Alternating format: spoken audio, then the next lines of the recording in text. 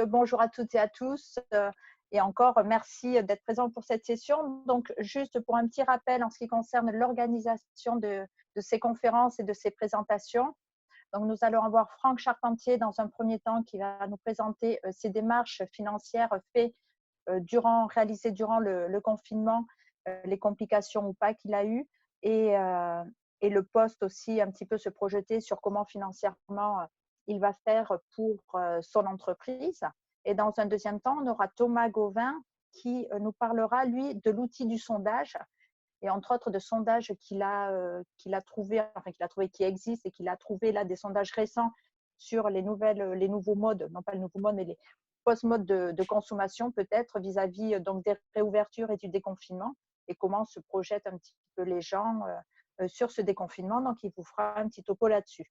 Les témoignages durent une dizaine de minutes et ensuite, il y a justement cette partie échange et partage durant 20 minutes par la suite pour justement tous les participants de la réunion. Si vous avez des choses à mettre en commentaire ou en interrogation ou en questionnement, vous pouvez tout à fait les poster sur le chat, donc en ouvrant la fenêtre en bas de votre écran, converser. Et si vous souhaitez prendre la parole, vous inscrivez dans le chat parole et je vous donnerai la parole sans aucun souci suite au témoignage. Pendant ces témoignages, je vous demande s'il vous plaît de couper vos micros pour permettre justement aux intervenants, enfin aux participants, comme vous tous d'ailleurs, si vous souhaitez intervenir, c'est avec grand plaisir, justement de faire sa présentation, son témoignage avec, j'allais dire, une certaine tranquillité.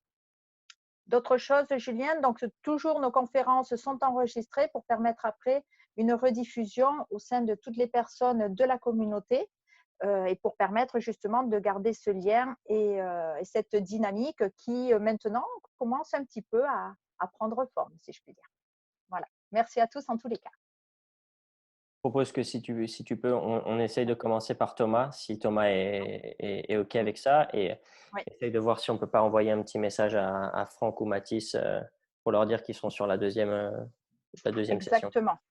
Oui, tout à fait. On fait comme ça, Thomas, si ça ne te dérange pas? Ouais, ça me va. Et tu vois, c'est Parfait. pour ça qu'il faut qu'on se fasse sponsoriser parce que c'est là que tu mets l'instant pub, normalement. Ah ça marche. Prochain coup, je cherche. Alors, je commence. Bonjour à tous. Donc, du coup, je m'appelle Thomas Gauvin. Je suis un ancien de l'école Grégoire-Ferrandi. Je faisais partie donc de la manager P9. Je suis actuellement du coup responsable de salle d'un restaurant gastronomique à Saint-Émilion, donc le logis de la CADEM, donc restaurant 1 étoile. Et je suis sur le projet de l'ouverture d'un établissement donc, sur Bordeaux qui s'appellera le Gabriel, qui est une table un peu historique que mes propriétaires ont repris et on devra réouvrir du coup l'établissement cet été. Donc c'est un établissement qui comprendra 4 points de vente entre restaurants gastronomiques, bar, bistrot et salon privatif.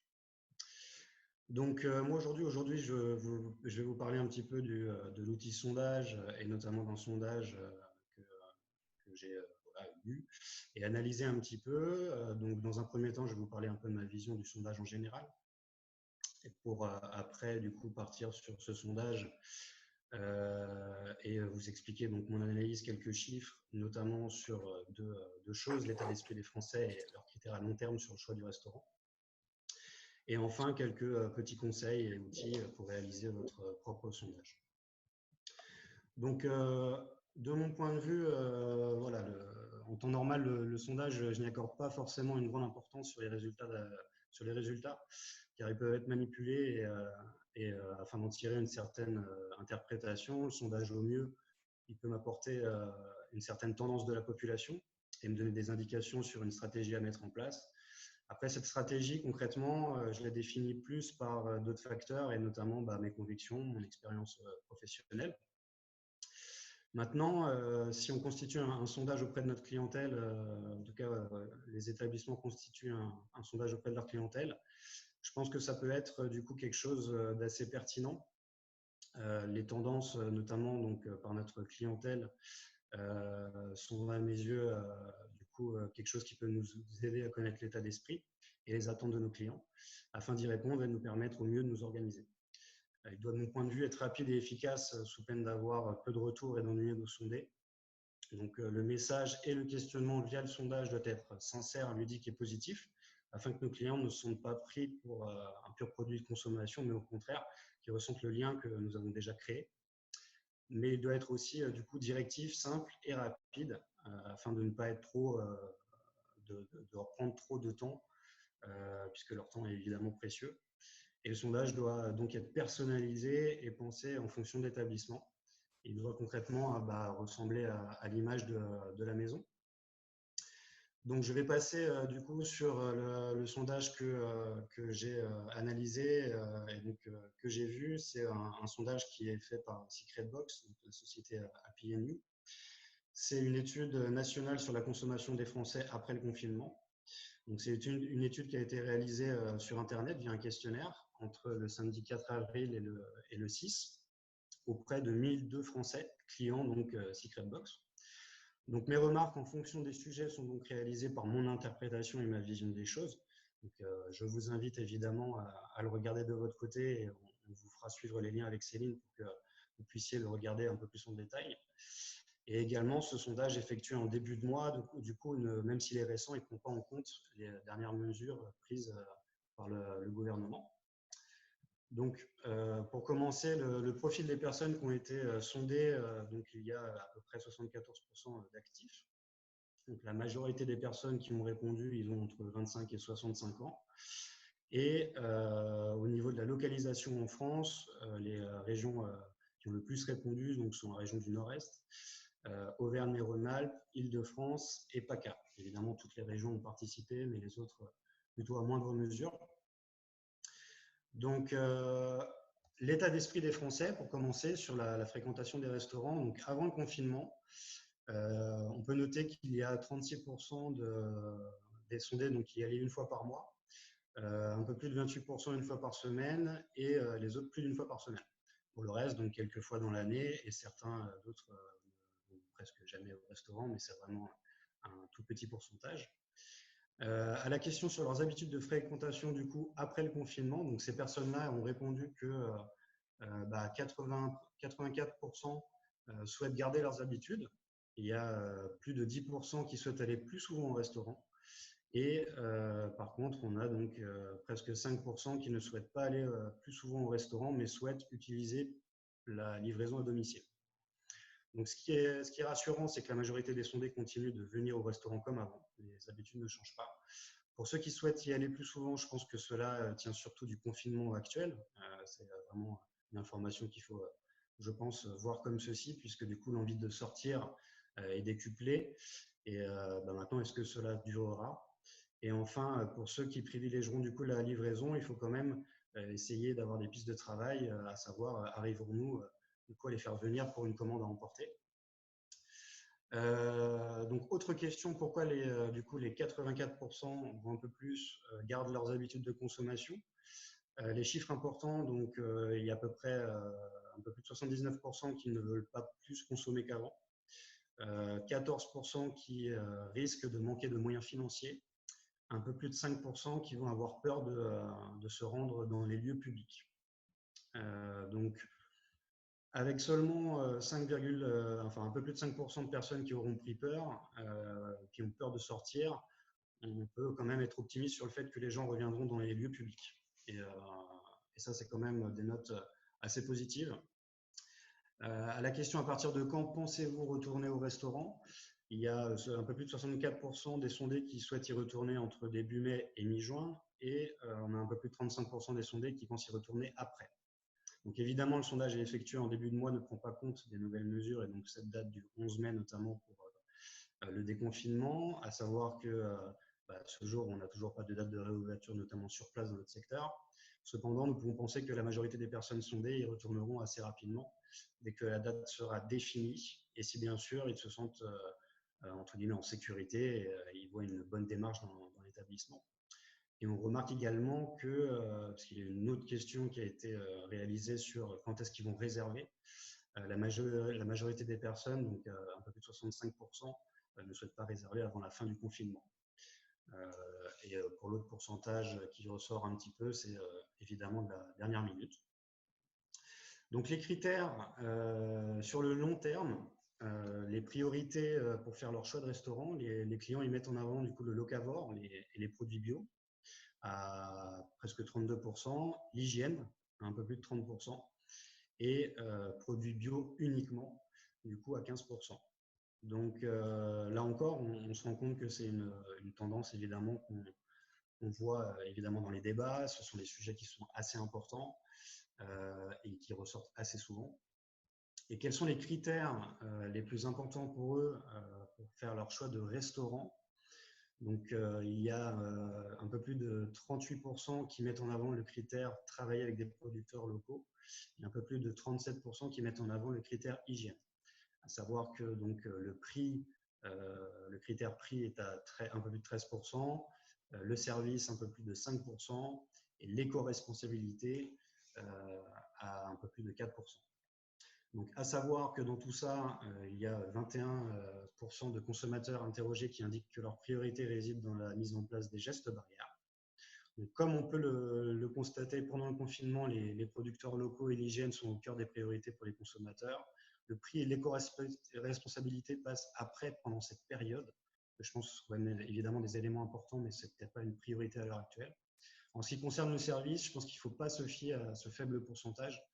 En effet, de mon point de vue, il faut garder en tête que les gestes barrières pour bon nombre de consommateurs et le discours rassurant, instructif et véritable socle de notre relation avec notre clientèle, ils feront partie intégrante évidemment du service et qu'il ne faudra donc absolument pas le négliger. Donc voilà sur quelques remarques, quelques analyses au niveau du sondage. Les informations un peu complémentaires que je souhaitais vous transmettre au niveau du sondage, si vous souhaitez en créer un. Donc, c'est créer votre sondage en fonction de vos besoins d'information, des thèmes qui sont nécessaires pour faire avancer votre réflexion. Il faut vraiment cibler, entre guillemets, des sujets qui vont vous faire avancer. Et n'oubliez pas de demander les informations pour constituer les profils. Il est important de savoir, même si vous connaissez votre clientèle, dans quelle tranche d'âge ils sont, est-ce que c'est des actifs ou non. Tout ça, ça peut vous permettre d'avoir des informations pertinentes pour votre stratégie. Évidemment, donc les différents moyens de communication pour transmettre vos sondages, les réseaux sociaux, le site internet de l'entreprise, l'emailing, l'application, tout ce qui évidemment se fait rapidement et à distance et facilement consultable. Le sondage, il s'adresse concrètement en premier lieu à vos clients de l'établissement. Je vous invite quand même à prendre en compte les différents organismes de tourisme, d'hôtellerie, de la restauration dont l'établissement dépend. Leurs avis peuvent être importants. Les partenaires, les fournisseurs qui sont là aussi à vos côtés et évidemment vos amis, vos familles. Bien sûr, si possible, le faire partager au plus grand nombre. L'idée est d'avoir un maximum de retours et donc pour vous apporter évidemment le plus de matière. Et enfin, quelques outils de sondage qui sont assez simples. Donc, il y a Google Form, Survio, SurveyMonkey, Tipform. Je vous en cite 4, il y en a d'autres. Ce sont à peu près les plus connus. Ils sont simples et gratuits. Ça vous permet déjà de regarder ce type d'outils et de faire des essais. Évidemment, quand vous souhaitez être beaucoup plus précis, avoir un peu plus de gros sondages, il faut évidemment passer sur des formules et des solutions qui sont payantes. Donc voilà un petit peu ce petit topo sur les sondages. Comme je vous le disais en début d'entretien, je ne suis pas un grand fan des sondages à la base, mais vu que c'est sur un cercle un peu fermé auprès de notre clientèle directe, ça peut être vraiment pertinent. Et même si on avance quand même dans l'ensemble bien sur plein de choses, des protocoles, et on commence à avoir beaucoup d'informations, ça peut être un outil en tout cas judicieux pour faire avancer et garder un lien aussi avec notre clientèle. Voilà.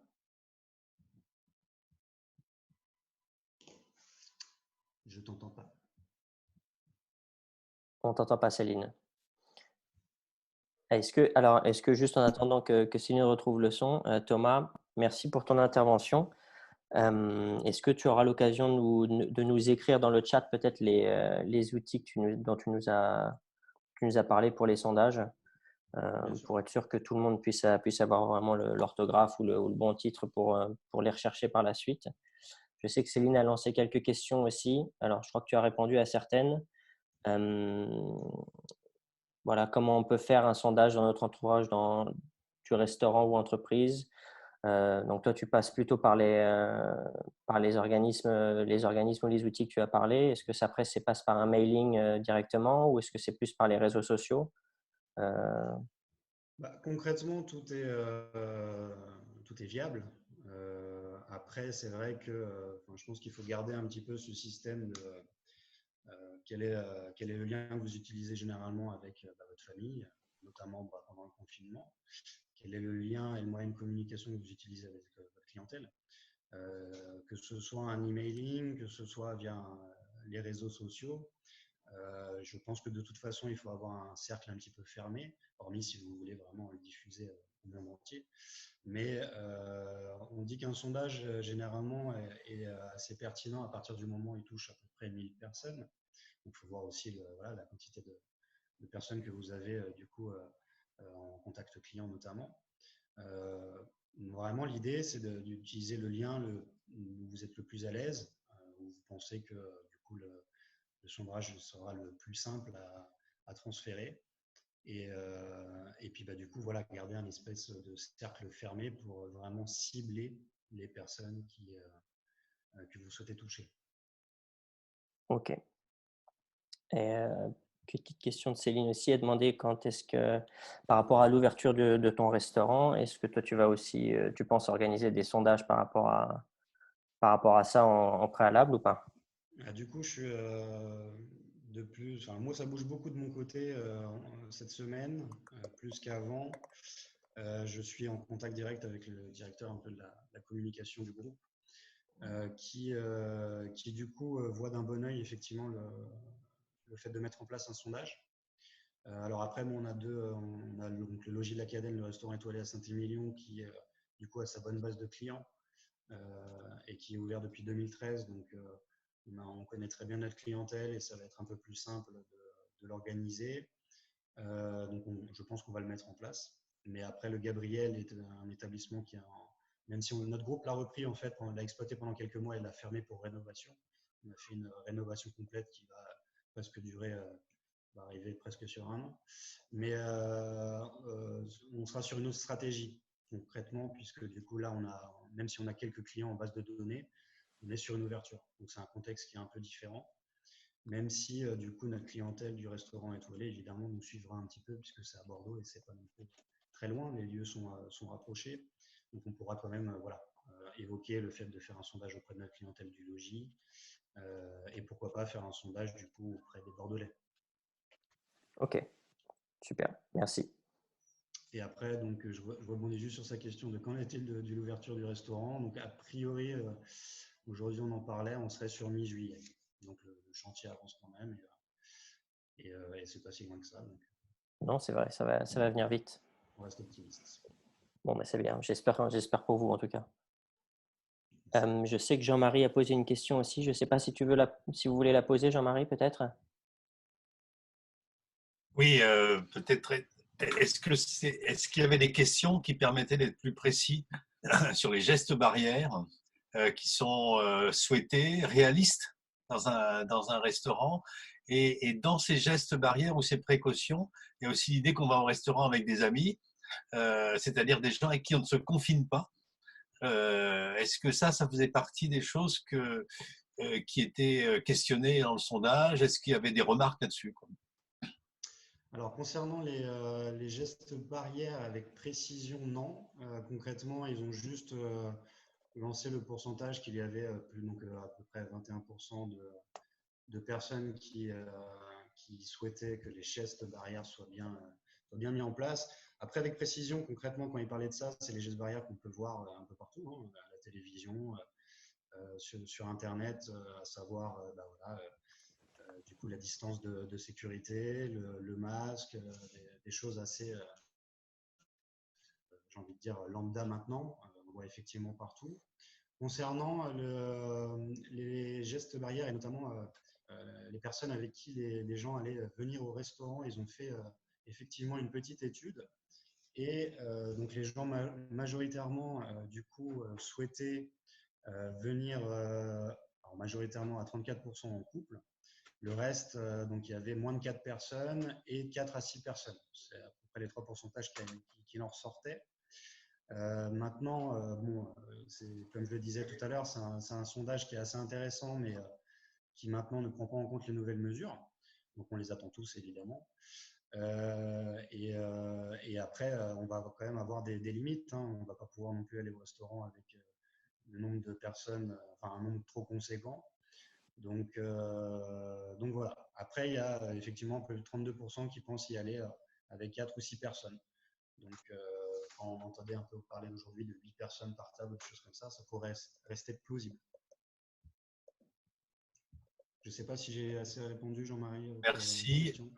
Non, non. Simplement, est-ce qu'en situation de restaurant, les gestes barrières, comme le masque, on ne va pas manger avec un masque. Donc, voilà, est-ce qu'il y a des choses qui posaient problème? Mais peut-être qu'à ce stade, on ne peut pas en dire plus. Hein, je veux pas...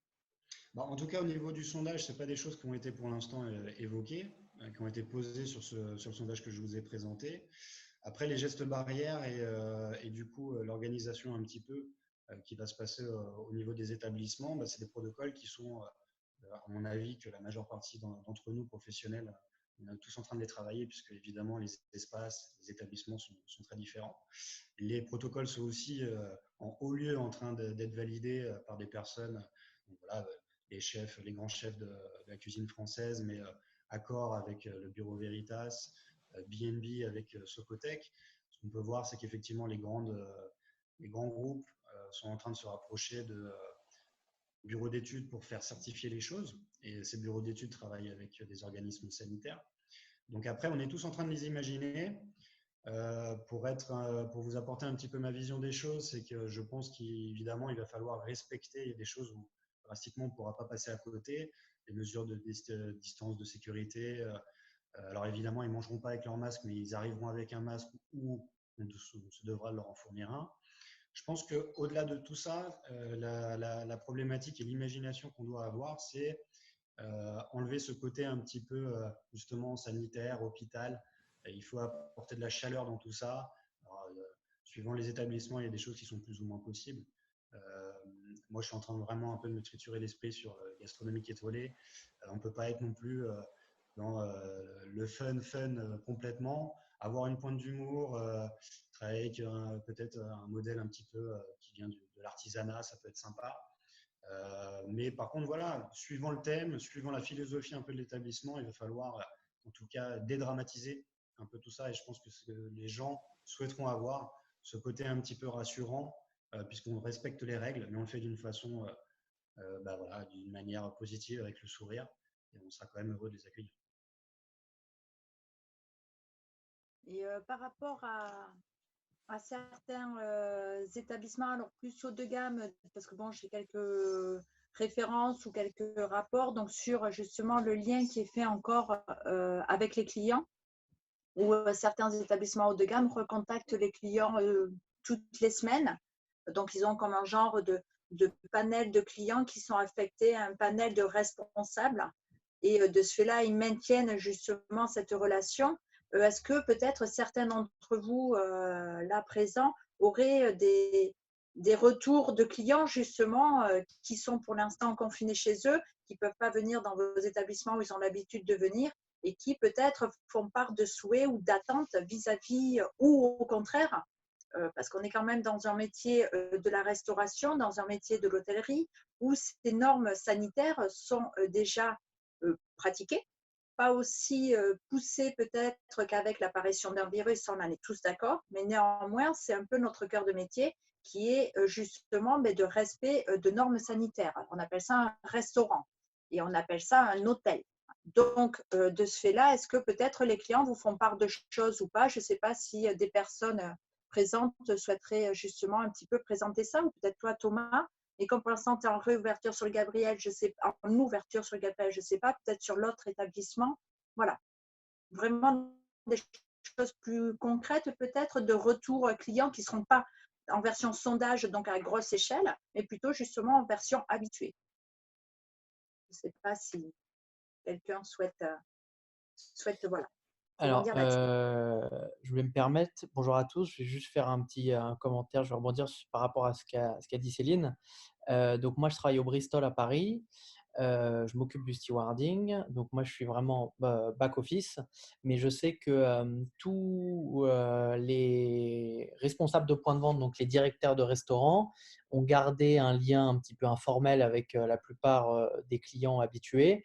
Et ces clients habitués, en fait, ont une grande confiance en nous. Et donc, ils n'ont pas plus d'attentes, comme le disait Céline, au niveau des normes d'hygiène. Ils ne sont pas plus stressés que ça. En tout cas, c'est les retours que j'en ai eus. En revanche, c'est vrai qu'ils sont beaucoup dans l'expectatif et ils attendent avec impatience la réouverture de nos établissements parce que ça leur manque énormément.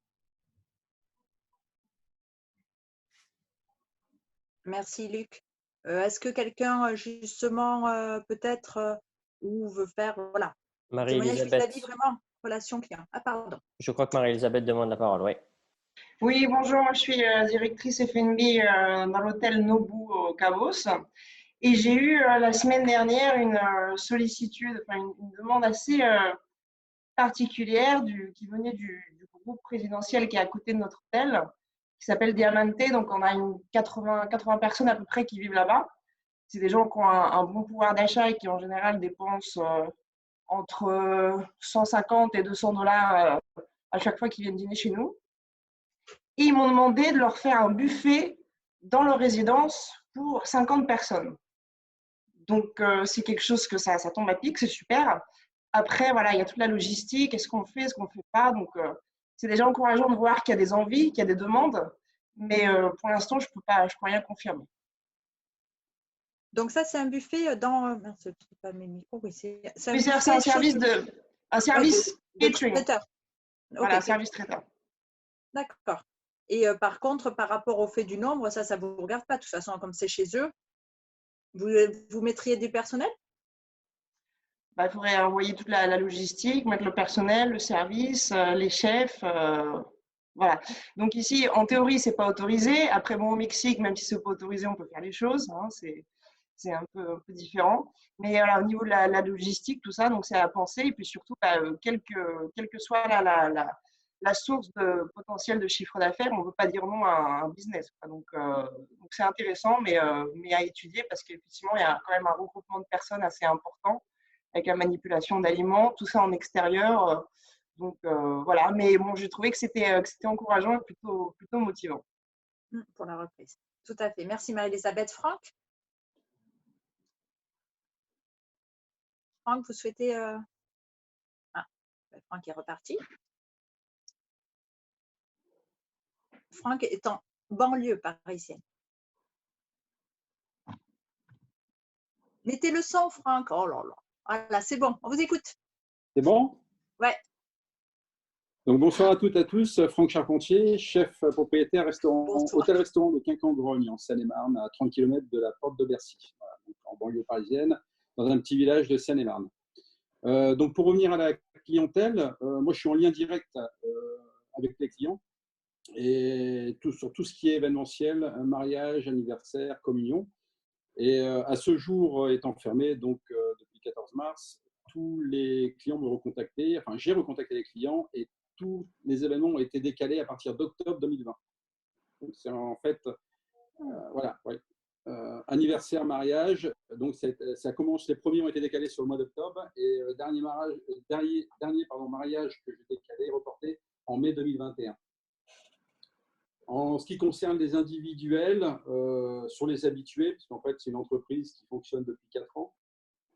Quelques clients habitués qui viennent régulièrement 1 à 2 fois par mois me contactent, donc ils m'ont appelé, ils m'ont téléphoné eux directement pour prendre des nouvelles, pour savoir comment ça se passait. Et en fait, donc une chose en tête, c'est revenir manger et profiter de la terrasse. À aucun moment, ces clients-là m'ont posé la question comment vous allez vous organiser. En fait, il donne vraiment l'impression de ne pas avoir d'inquiétude par rapport à tout ce qui est sanitaire.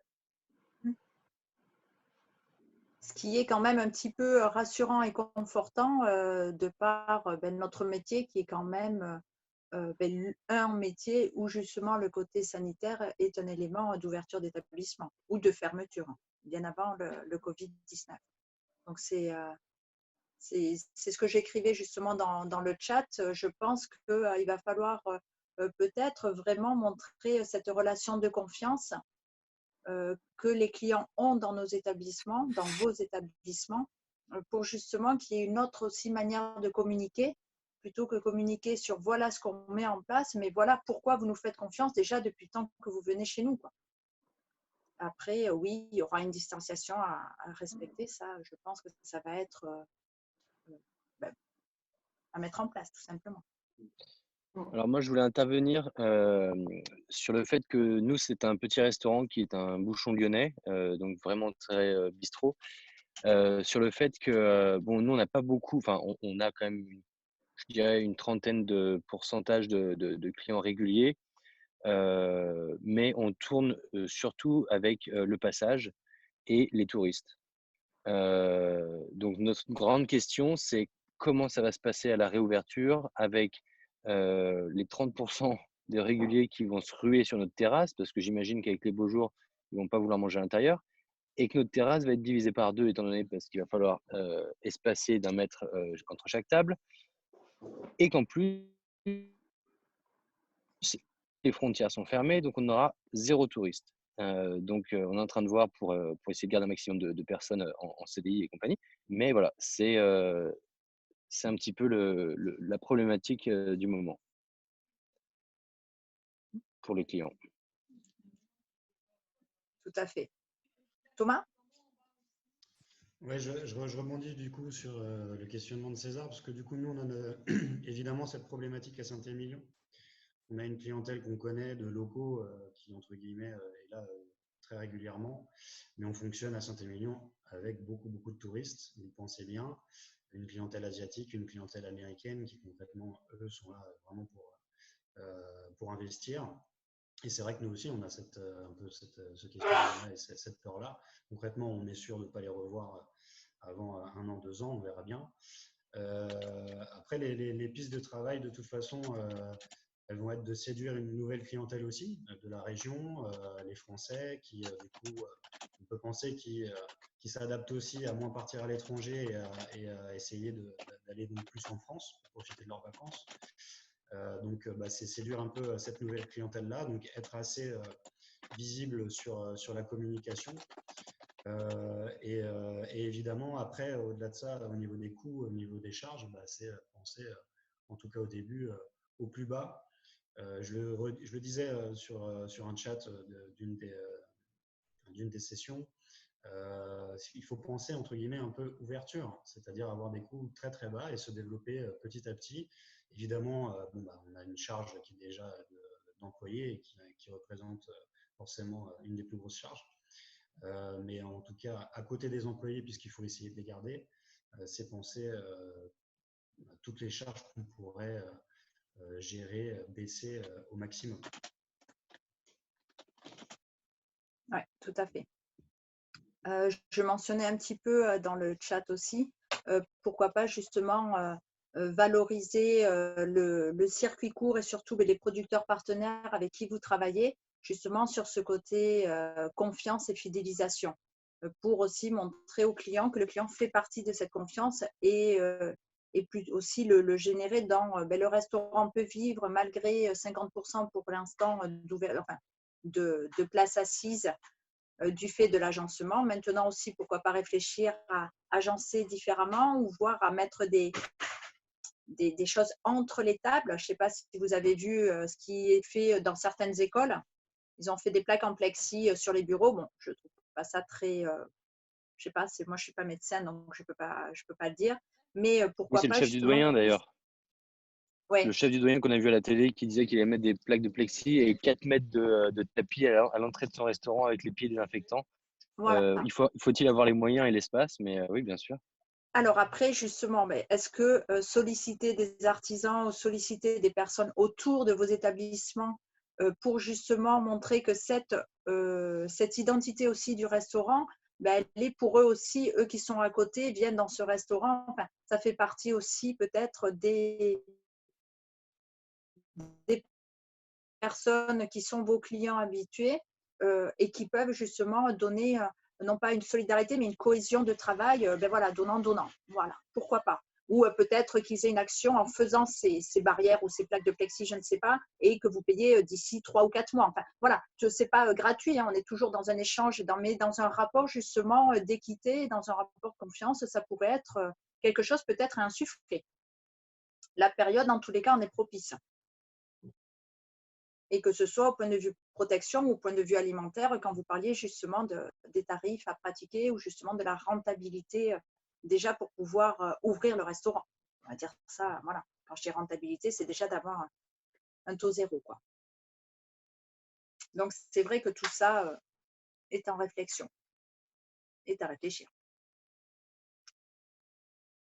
Est-ce que quelqu'un d'autre souhaite peut-être faire un petit dernier mot avant que l'on passe au témoignage de Franck? Non? Donc, on va continuer notre conférence autour justement du témoignage de Franck sur les financements. En ce qui concerne, bon là, désolé pour les personnes à l'étranger, mais bon, sûrement que vous ferez des liens. Franck va nous présenter un petit peu ces différentes actions, déboires, réussites qu'il a eues auprès des aides financières annoncées et faites par l'État. À vous, Franck. Voilà, donc Franck Charpentier, chef propriétaire d'un hôtel de charme qui se trouve en Seine-et-Marne, donc un hôtel qui a 22 chambres, classé 3 étoiles, attenant un restaurant gastronomique de 36 places assises. Nous avons une terrasse de 45 mètres carrés vue sur un grand parc et un potager au bord de la Marne. Une salle événementielle de 75 places assises qui nous permet de faire des petits séminaires, des événements familiaux et une salle plénière de 22 places assises. Donc, par rapport à tout ça, suite à la fermeture, ah oui, non, pour vous expliquer un peu en gros, donc on a un exercice, parce qu'on est 2 associés, on a 4 ans d'exercice. Donc en 2016, on a ouvert début 2016, nous avons fait avec un effectif de 12 personnes, un chiffre d'affaires de 750 000 euros. Aujourd'hui, en 2019, on termine avec 1 334 000 euros, avec un effectif de 19 personnes au total, de 18 personnes plus les 2 associés, ce qui part sur une masse salariale de 42%, ce qui est relativement élevé. On a augmenté notre étoile, on a obtenu notre étoile Michelin en 2018. Et voilà, donc pour vous expliquer en quelques lignes, donc le 14 mars, on nous a annoncé la fermeture du restaurant, et à partir du 17 mars, nous avons commencé les démarches pour tout ce qui est aide, financement de l'État, assurance et le combat chômage partiel. Donc, 48 heures après la fermeture, nous avons commencé à contacter les services pour garantir les emplois. Nous avons mis 10 jours, une dizaine de jours à avoir accès au site et avoir les codes pour pouvoir les inscrire. C'est une première chose. Après, au niveau de la banque, après avoir fait une demande le 18 mars, nous avons eu un retour négatif le 23 mars, dû au fait où notre bilan 2018 était en négatif. Donc, à partir de là, on a contacté notre expert comptable qui nous a sorti le bilan 2019 en toute urgence. Donc là, c'est un combat au quotidien parce que prévisionnel. On a dû présenter aussi des choses pour la banque. Parce qu'aujourd'hui, on est fermé le lundi et le mardi. Donc, dans l'explication et pour essayer que la banque valide un peu plus vite, on a décidé de la réouverture d'ouvrir 7 sur 7. Au bout d'une semaine, notre comptable nous sort un bilan donc 2019 positif. Donc, c'est notre premier bilan positif. Mais juste, hein, on passait juste. Et là, nous avons eu un retour positif de notre banque seulement hier soir à 18h, comme quoi le PGE, donc le plan garanti par l'État, était accepté. Donc en fait, c'est un plan garanti. On a fait une demande de 150 000 euros qui correspond à peu près à 12%. C'est un prêt qui va nous être facturé à 0,25%, qui est remboursable. Les premiers prélèvements seront à verser en avril 2021 et avec une possibilité d'être remboursé entre 2 et 5 ans. Ce qui va nous permettre de voir le jour. Mais enfin bon, cette demande de prêt nous garantit en fait peut couvrir nos charges et chômage partiel de nos employés jusqu'à fin mai. C'est-à-dire qu'à partir de début juin, si on ne réouvre pas, la question est combien de temps on va pouvoir tenir. Parce qu'à partir du 1er juin, on ne pourra plus faire l'avance du chômage partiel. Tous nos fournisseurs seront payés, mais après, il faut absolument que nous, de notre côté, le 1er juin, on puisse rouvrir. Sinon, ça va être très compliqué. Parce qu'en fait, il y a d'autres aides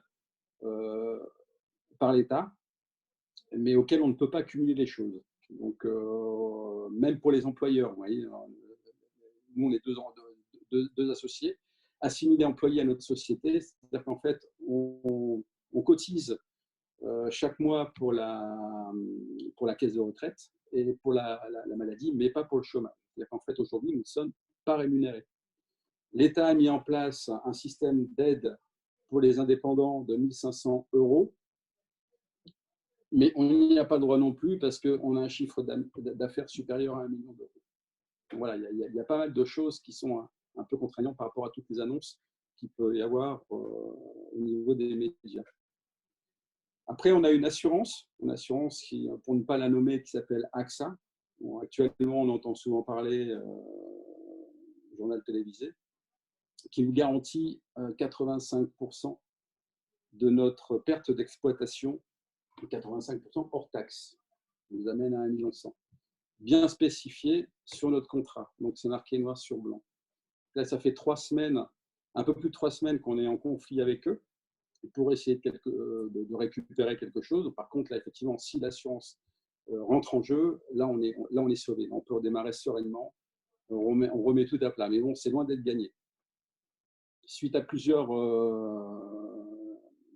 émissions avec un restaurateur qui se nomme Stéphane Manigol, un restaurateur parisien qui gère 5 restaurants, qui, lui, a ce type de contrat également. Donc, en fait, il est passé par l'Égide, qui est un groupement de courtiers, qui a sensiblement le même contrat que le mien. Donc, j'ai contacté Stéphane et lui a signé le groupe AXA en justice, donc avec une avocate qui est spécialisée dans ce genre d'affaires, Anaïs Sauvagnac. Et l'assignement a démarré cette semaine. Donc, en fait, on est en train de monter, Stéphane Manigol est en train de monter un collectif de manière, en fait, à réunir tous ces chefs qui ont ce type de contrat d'assurance pour pouvoir mettre au tribunal la société AXA. Donc, voilà, par rapport à tout ce qui est au niveau des aides. Après aussi, je voulais vous parler un peu des associations, associations de chefs, parce que c'est vrai qu'en ce moment, on parle beaucoup de chefs, de grands chefs, qui se mobilisent à travers les réseaux sociaux, à travers les informations, de manière à faire en sorte que les établissements réouvrent rapidement. Donc moi, je fais partie des maîtres cuisiniers de France, des Toques Blanches internationales et des cuisiniers de France. Aujourd'hui, tous ces chefs-là se regroupent et font des pétitions auxquelles j'ai bien évidemment participé. Et il y a une autre association aussi qui est le Collège culinaire. Donc, il y a un regroupement d'une vingtaine de chefs, dont Alain Ducasse, Yannick Caneno, Alain Dutournier, enfin bref. Et aujourd'hui, ils ont amené donc en fait un projet sanitaire au niveau du gouvernement pour préparer la réouverture. Donc c'est là, par rapport à tout ça, qu'on essaye que les chefs médiateurs, on va dire entre guillemets, font en sorte pour pouvoir réouvrir les restaurants au plus vite. Après aussi, vous avez les associations, aussi, beaucoup de chefs aussi participent via leurs fournisseurs pour aider le milieu médical. Donc voilà, on essaye vraiment de mettre la main à la pâte pour faire un maximum de choses. Et voilà.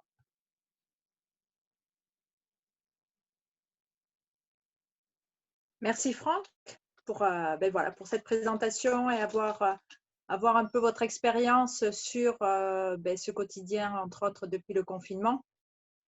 Est-ce que certains d'entre vous souhaitent un petit peu faire partager leur démarche financière, et après on reviendra, je pense, sur le contenu financier qui a été, entre autres, ce matin, il y a eu des nouvelles annonces faites suite à la rencontre justement des associations de chefs avec le président M. Macron.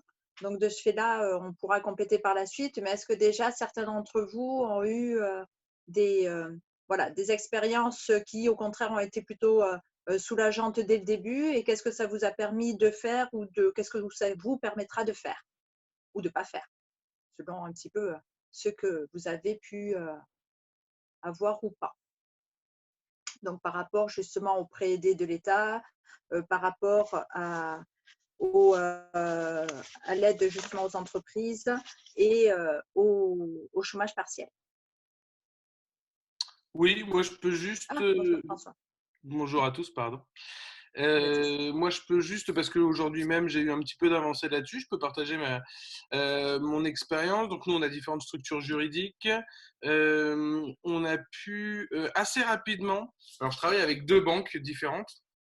On a vu clairement les différences de réactivité, de réaction, de capacité, de mise en place et de procédures selon les banques. Et de l'aveu même, j'ai travaillé donc avec le LCL et la BRED, de l'aveu même de la BRED par exemple, ils n'étaient pas dedans, ils n'ont pas été très bons. Le LCL et semble-t-il la Société Générale par exemple, eux sont, semble-t-il, de notoriété publique, ceux qui ont su réagir très rapidement. Et moi, le LCL, 2-3 jours après les premières annonces, m'ont démarché en me proposant du PGE. Chose que j'ai faite, on l'a pris par structure, on a pu obtenir donc 200 000 pour l'un et 50 000 pour l'autre. Et avec la BRED, ça a pris beaucoup plus de temps, ils ont été beaucoup plus frileux. Et finalement, effectivement, on arrive à contracter 2 fois 30 000 euros, donc on a un total de 310 000 euros. Donc nous, clairement, on a eu quand même des facilités d'obtention de ces prêts garantis par l'État. Juste, j'attire l'attention de chacun sur les conditions de prêt. Elles sont de toute façon encadrées par la loi. Simplement, il y a une assurance qui est facultative et qui, comme tout produit bancaire, est plutôt, tente a priori d'être vendu par les conseillers bancaires. Mais du fait des conditions de prêt et avec une garantie à hauteur de 90% par l'État, moi, par exemple, à titre personnel, je n'ai pas jugé ça tout à fait utile. Donc voilà pour ce qui est du PGE sur nos entreprises à nous. Et c'est vrai que la multiplication des entités juridiques nous a facilité l'obtention de plusieurs crédits et donc d'un montant plus important. Concernant les aides que certains ont appelées d'aide aux entrepreneurs, pour nous, elles ont été des aides assez ponctuelles et qui n'ont pas été directement destinées aux entrepreneurs. C'est-à-dire que moi, évidemment, je suis TNS, travailleur non salarié, j'ai plus de salaire et j'ai pas de chômage. Mais du fait là aussi de la construction de nos entreprises, en holding, on a pu demander en fait, et paradoxalement pas sur la holding, mais sur les différentes entreprises, cette aide de 1 500 euros. Et je l'ai obtenue sur 2 entreprises. Mais pas la holding, et évidemment pas les entreprises qui faisaient plus de 10 ou 20 salariés, et pas les entreprises qui faisaient plus d'1 million de chiffre d'affaires, mais pour le coup, on l'a eu sur les autres. Donc on a eu, je crois, 2 ou 3 fois 1 500 euros. Et concernant les aides régionales, elles, pour le coup, on n'a pas été éligibles parce que semble-t-il, mais là aussi, je suis en train de creuser un peu la question, semble-t-il, elles ne sont pas destinées aux personnes ayant obtenu des PGE. Voilà, donc comme disait justement a priori Franck, on ne peut pas se cumuler les aides. C'est ça, Franck? Oui, c'est ça, ouais. Et après, juste pour rebondir sur ce que disait Franck vis-à-vis des assureurs, on a le même. AXA, et je discutais avec Romain, alors Romain qui n'est pas là aujourd'hui parce qu'il a repris une activité partielle, mais il y a quand même bon espoir, semble-t-il, qu'il forfaite parce que donc le crédit mutuel, maintenant le crédit agricole et un tierce assureur. Pardon ? La MAF également. La MAF, et alors je crois que donc il y en a un 4e même, qui eux pour le coup ont forfaité des aides. Donc, ils dédommageront a priori ce qu'il était possible de faire. J'ai creusé mes contrats. De toute façon, lui, semble-t-il, avait déjà étudié la question et les contrats AXA, mais comme Alliance, toutes ces grosses institutions, ils sont blindés, leurs contrats sont tristement bien faits, et donc il y a des clauses d'exclusion, en tout cas ce qui concerne les contrats AXA, il y a des clauses d'exclusion. Cependant, je pense que le seul espoir, c'est effectivement une réaction de type celle qui a été faite par le Crédit Mutuel avec des forfaits. Mais clairement, on sera, semble-t-il, jamais dédommagé en perte d'exploitation. Aussi et surtout parce que de toute façon, ça les mettra, c'est beaucoup trop d'argent. L'État est capable de sortir une telle trésorerie, mais les assurances, malgré leur fortune, ça semble quand même vraiment difficile. Et donc après avoir un petit peu fouillé, de toute façon, tout le monde semble d'accord pour dire qu'ils ne dédommageront pas la perte d'exploitation. On espère avoir du forfait si on touche un billet de comme l'a fait donc la MAF ou le Crédit Agricole, c'est au-dessus de tant de pertes d'exploitation, vous pouvez obtenir le maximum qui est, je crois, de 20 000 ou 25 000 euros. Et voilà, c'est des aides ponctuelles et forfaitaires. Thomas, tu as fait une petite remarque sur le chat que c'est pas que je comprends pas trop, mais ouais, j'ai un peu de mal à. Non, mais je posais la question en direct à François. Je voulais savoir effectivement s'il parlait de ça, parce qu'évidemment, j'en ai entendu parler. Je voulais savoir s'il parlait des primes exceptionnelles, mais il vient de répondre à ma question juste là, où effectivement il y a ce plafond de jusqu'à 20 000 euros. C'est de 20 000 euros. D'accord.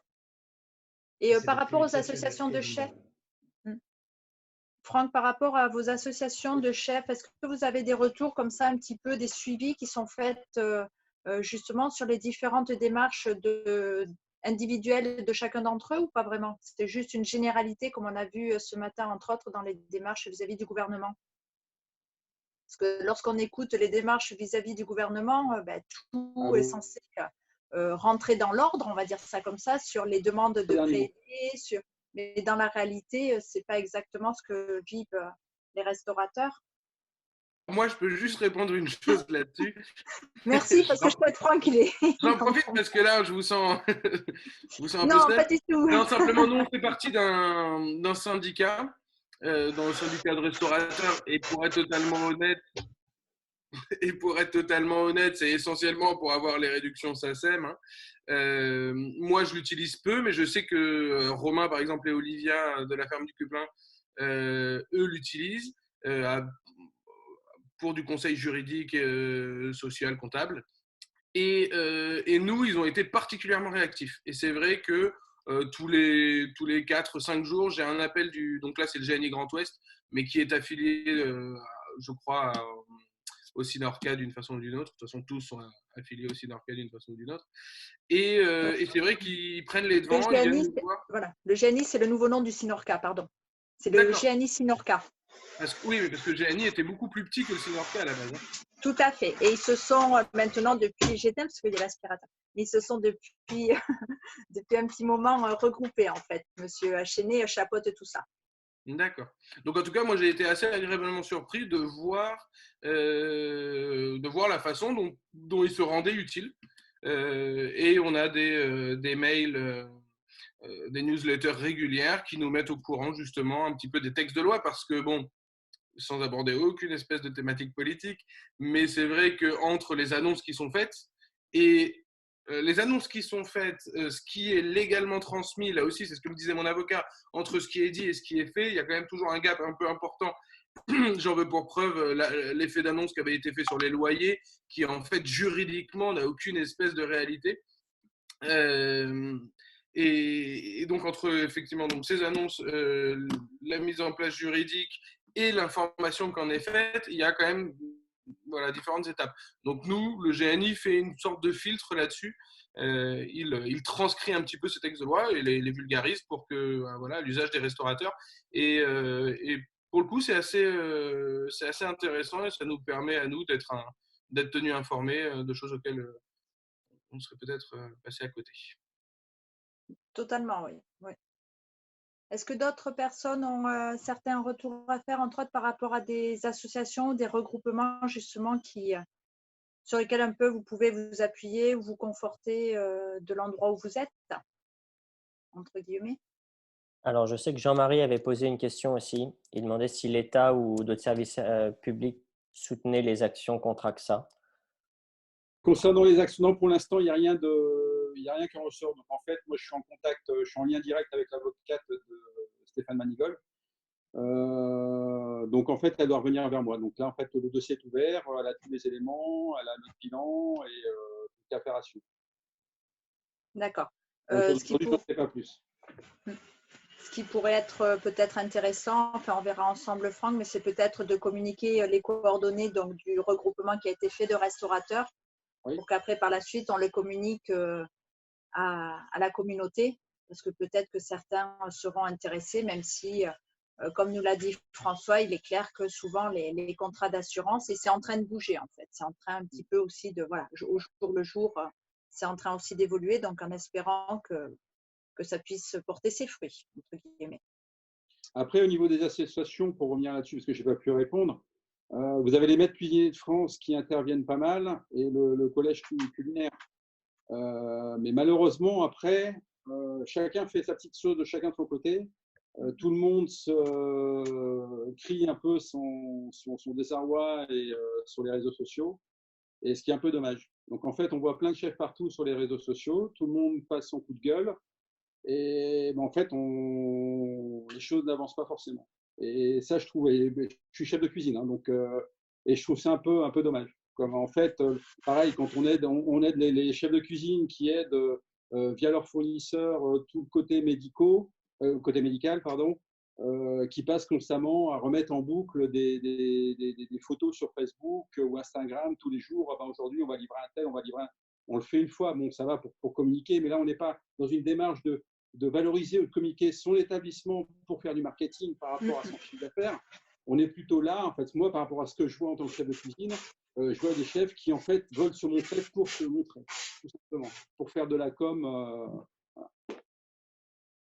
Oui, c'est vrai qu'après, on peut interpréter ces actions différemment. Et c'est un peu dommage. C'est vrai que c'est assez… voilà, on a le sentiment que c'est quand même assez individuel, mais c'est un ressenti professionnel en ce qui me concerne. Ce qui est vrai, effectivement, en période de crise, mais hors période de crise également, oui. On est tout à fait d'accord. Oui, mais c'est oui, vrai que cette période de crise aurait pu être ou devrait être un moment où justement ce type d'attitude ou ce type de situation pourrait être revu et voir rentrer dans une dynamique de restauration et d'identité restauration générale, quel que soit le niveau d'établissement, quel que soit le niveau justement de prestations que l'on donne, parce que la restauration, c'est quand même un art de vivre, une éthique, un accueil. Enfin, on peut valoriser par bien des mots notre profession et ce qu'il en ressort, tout est recentralisé autour d'individus et ça, c'est un petit peu, c'est la société, voilà, c'est un petit peu dommageable, si je puis dire. Voilà. Et je suis convaincu qu'après, enfin, je veux dire, la réouverture de cette crise, le service va faire autant parler d'eux que de la cuisine. Et je le souhaite vraiment fortement pour la salle. Parce que c'est très, très important, très important. Et il n'y a pas que la cuisine. Mais alors ça, merci beaucoup Franck. Et justement, ça me donne, non pas le lien, mais ça me donne un petit peu l'amorce pour lequel je voudrais un petit peu faire évoluer ou surtout donner une autre orientation sur le témoignage ou les témoignages de la semaine prochaine. Mais pourquoi justement peut-être ne pas partir sur un témoignage et mettre en débat justement comment dans les établissements, dans les restaurants, on va mettre en œuvre ce service, comme vous le dites, en prenant compte que l'élément principal de ce service, ça sera la distanciation, qui quand même va être un certain paramètre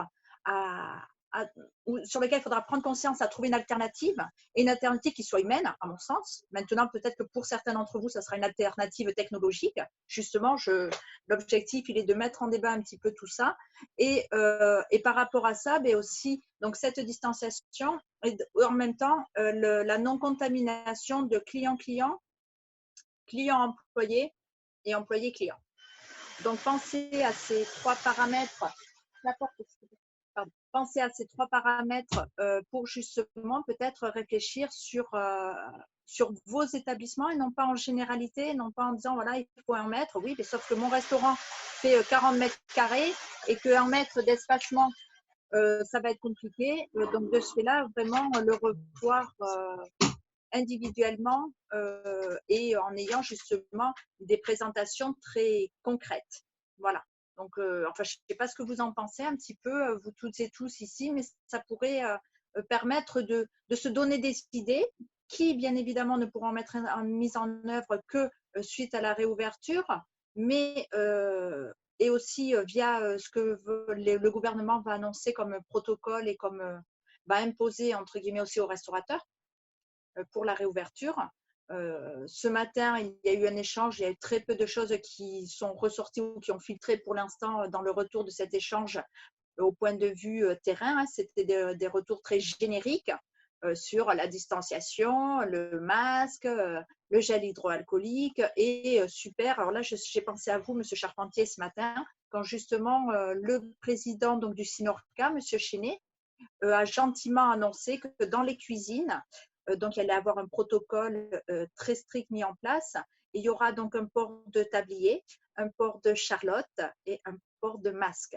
Donc voilà, si vous n'aviez pas d'idée, Monsieur Charpentier, vous remercierez. Enfin, c'est tout ce qu'on entend qui sont tellement toutes ces choses que vous faites au quotidien, que l'on fait au quotidien, et ce qui fait justement le pourquoi les clients ont confiance en nos établissements, en vos établissements, qui là, on a l'impression que d'un seul coup, c'est une découverte, tout ça, parce qu'on a un virus qui s'appelle le Covid qui est passé par là, quoi. Non, et puis je pense que, enfin, je veux dire, on est tous formés dans des écoles hôtelières, je veux dire, où c'est vraiment un métier, une profession très stricte, que ce soit en salle ou en cuisine. Moi, dans les établissements dans lesquels je suis passé, j'ai eu vraiment des formations HACCP aux normes. Et mon propre établissement, au niveau de la cuisine, enfin, je veux dire, ils peuvent passer quand ils veulent, quoi. Je veux dire, j'ai prise de température des produits le matin, alors que c'est une petite entreprise, hein. Je suis vraiment resté sur un process, enfin, la manière où j'étais formé à la base. Donc, pourquoi essayer de faire des choses qui sont encore plus complexes? Moi, aujourd'hui, en cuisine, que ce soit Méga ou moi, on a tous la toque. Maintenant, s'il faut rajouter un masque, eh bien, on portera. Ah oui, bah oui. Et puis, on a une cuisine ouverte. Donc, en fait, les clients, ils me demandent. J'invite même parfois des clients à venir faire un service avec nous. Donc, il y a une totale transparence. Je veux dire, on a une grande baie vitrée de la salle vers la cuisine. Et voilà. Enfin, le côté sanitaire, moi, ne m'inquiète pas plus que ça, parce qu'aujourd'hui, déjà, on est dans les. Enfin, je veux dire, ça fonctionne. Donc, il n'y a pas de raison que ça ne fonctionne pas dans un mois ou un mois et demi. Si, on va devoir ajouter un masque et puis se mettre du produit sur les mains. Après, au niveau du restaurant, je suis en train de réfléchir. Enfin, moi, j'ai la chance d'avoir 1600 mètres carrés au sol. Donc, les tables, il n'y aura aucun souci. Je n'aurai même pas besoin de réduire ma capacité d'accueil parce que j'ai largement la place de pouvoir mettre les tables. Même, j'ai regardé aujourd'hui, à 1,50 m d'écart. Donc, ça, là-dessus, et je suis en train de travailler avec mon associé pour mettre un système de cartes plastifié, que ce soit correct, mais une carte avec laquelle le client, au départ, pourra repartir avec sa carte. Donc, en fait, ça va faire quelque chose de propre, de rigide. On n'aura pas d'ardoise parce que, bon, ce n'est pas le site de la maison, mais le client, il prend sa carte et il n'aura pas besoin de la laisser, il pourra repartir avec. Donc, voilà, par rapport à ça, ben voilà, je ne sais pas ce que vous en pensez, mesdames et messieurs, mais ça pourrait être une proposition. Dans un temps aussi, j'aimerais éventuellement aborder vos démarches avec vos fournisseurs par rapport à cette réouverture, comme l'a mentionné, si je me souviens, je crois que c'est César, sur un côté financier, sur le fait justement d'avoir soit un juste prix, mais plutôt un prix ou d'essayer de voir comment en partenariat avec les fournisseurs ou en partenariat avec les clients, parce que certaines entreprises, entre autres, à l'heure actuelle, ont fait des actions un petit peu, non pas étonnantes, mais compréhensibles. On demandait justement une solidarité, bien évidemment pas gratuite, hein, vis-à-vis des clients. Donc, comme ils ont besoin de liquidité, je ne sais pas si vous avez vu un petit peu sur les réseaux sociaux, ils ont demandé aux clients de prépayer leur repas pour avoir une liquidité financière pour leur permettre de faire face un petit peu au jour le jour de ce qui leur arrivait, donc en s'engageant à recevoir après. Donc, en fait, ils ont fait des menus prépayés en attendant de réouvrir. Donc, après… Ce qui s'est beaucoup fait, parce que je le vois, parce que j'ai tous mes collègues de New York et je vois ce qui se fait un petit peu dans les restaurants à New York.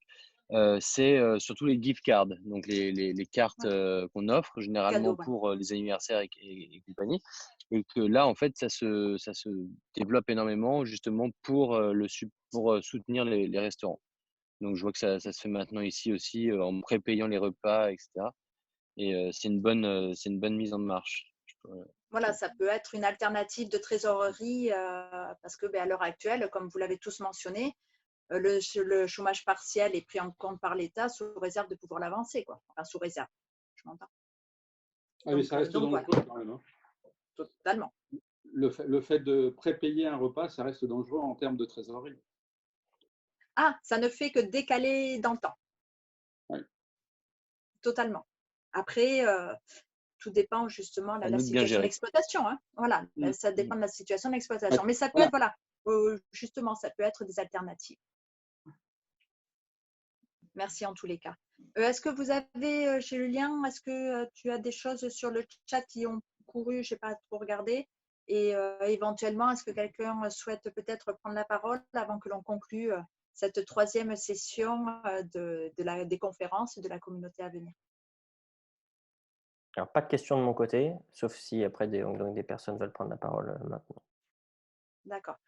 Comme d'habitude, entre guillemets, Julien va vous mettre le lien du petit questionnaire. Juste par rapport à ça, donc on parlait des sondages et des questionnaires. En ce qui concerne les questionnaires, dès que vous avez des nominations de personnes ou d'âge, en général, ça devient payant. Donc, de ce fait-là, le questionnaire que nous, on a mis en ligne est un questionnaire gratuit. Ce n'est pas parce qu'on est radin, mais c'est juste parce que voilà. Et lorsque vous mettez peut-être des propositions ou des envies de participer, de témoigner donc, lors de ces conférences, merci de revenir vers moi pour justement que l'on échange et qu'on voit ensemble comment vous intégrer avec grand plaisir dans vos témoignages. L'objectif de cette communauté est vraiment dans un objectif, vraiment une intention de témoignage pour partir de votre activité, de vos expériences concrètes, pour justement vous permettre et permettre aux autres d'approfondir, d'aller un petit peu plus loin dans les démarches et d'avancer tous ensemble. Parce qu'à plusieurs, on réfléchit plus que tout seul. Enfin, c'est censé être de la théorie, mais ça marche bien. Voilà. S'il n'y a pas d'autre chose, je vous remercie à toutes et à tous. Le lien… Il arrive. Ah, le lien arrive, oui. Mon secrétaire aujourd'hui est un petit peu en… Le confinement commence à peser pour tout le monde. C'est ça, voilà. Voilà. En tous les cas, je vous remercie tous et j'espère que l'heure que l'on passe ensemble à chaque fois vous est porteuse ou vous permet de rebondir, vous permet de vous donner un nouveau souffle. Voilà, un petit coup de mou, le confinement, l'inquiétude, l'isolement, c'est pour tout le monde pareil. En tous les cas, sachez qu'en ce qui me concerne, je suis absolument ravie de partager cette heure avec vous le vendredi. Et on est en train de mettre en place le site internet de la communauté aussi, que l'on va agrémenter par la suite dès que tout se met en forme à l'heure actuelle. Donc, on vous tiendra informé de la communauté, puis après des manières d'adhérer à cette communauté. Et je vous remercie.